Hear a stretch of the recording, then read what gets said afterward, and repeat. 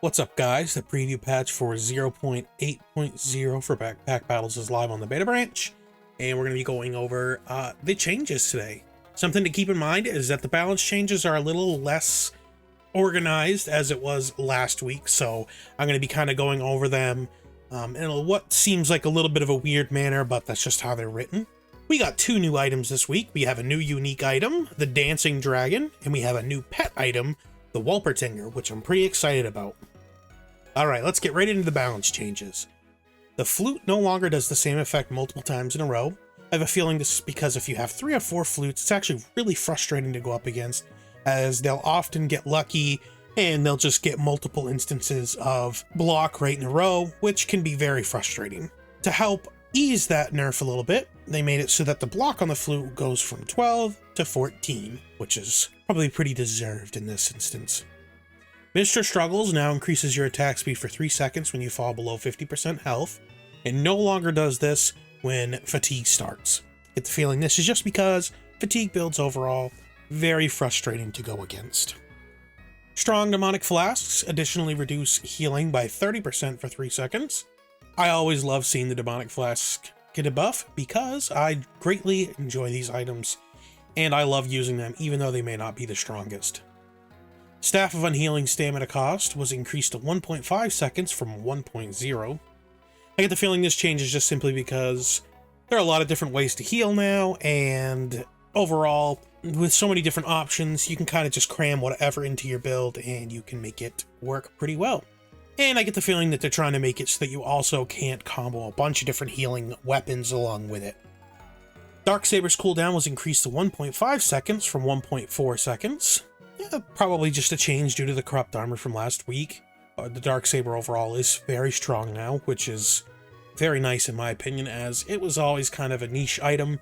Now it looks like it's a much better option. Villain Sword's cooldown went from 1.2 seconds to 1.3 seconds. Big change for this, just because the Villain Sword overall is a very strong unique. It's very easy to just buy it and not really think about it because it's pretty much always going to be good in the majority of circumstances, so probably a little bit good of a change for that. Excalibur's getting another buff. Its mana cost is going from 13 down to 12. It's probably a really good thing, as the Excalibur is kind of one of those, those items that's not very strong overall, but it's good to see that they're making some changes to hopefully bring it in line with some of the other stronger options. Pandemonium's getting an increase in damage by 1. Overall, this weapon is pretty good, but I do feel like it's just a little bit underpowered, so it's good to see that. Falcon Blade. Now, here's something we haven't really seen in a while. It's getting a buff. It's getting its cooldown change from 2.2 seconds to 2.1 seconds. I'm actually really excited for this because I love the Falcon Blade. I've loved it through its good times and its bad times, and it's seen a lot of bad times lately. It's received a lot of nerfs, so it's nice to see this, see it give a little bit of its power back. Burning Torch damage increase chance has been increased to 30% from 25%.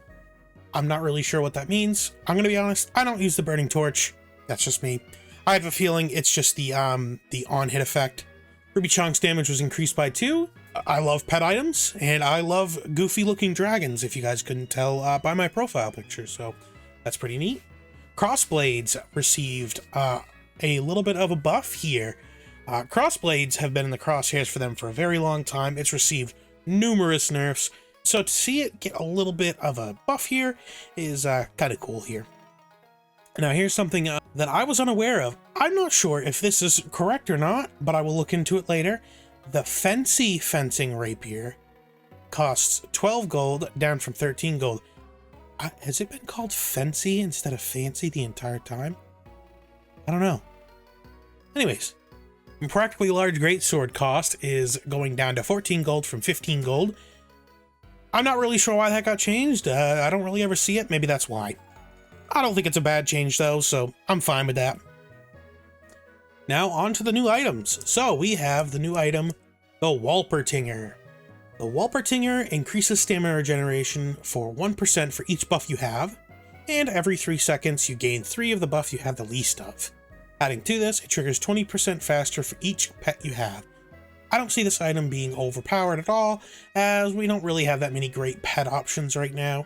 I see that changing once we get out of, you know, the demo status, as we could see in the preview for 1.0.0 that there are going to be a lot of new pets coming out, so look forward to that. And our new unique item, the Dancing Dragon. It deals +1 damage per heat that you have. You have a 2% chance to resist debuffs for each luck that you have. And at the start of battle, you gain 1 heat and 1 luck for each magic item linked to it. Overall, this looks like a very, very powerful unique. I get the feeling that any chance people can get for this, especially for Rangers, of course, you're going to see this item. It's also got really good stats for its damage, stamina, accuracy, and cooldown. So expect to see this quite a lot in the coming week while changes to the unique changes are live. Okay, guys, that is all for today. Thank you guys so much for watching. I really appreciate it, and I will see you guys next time. Take care.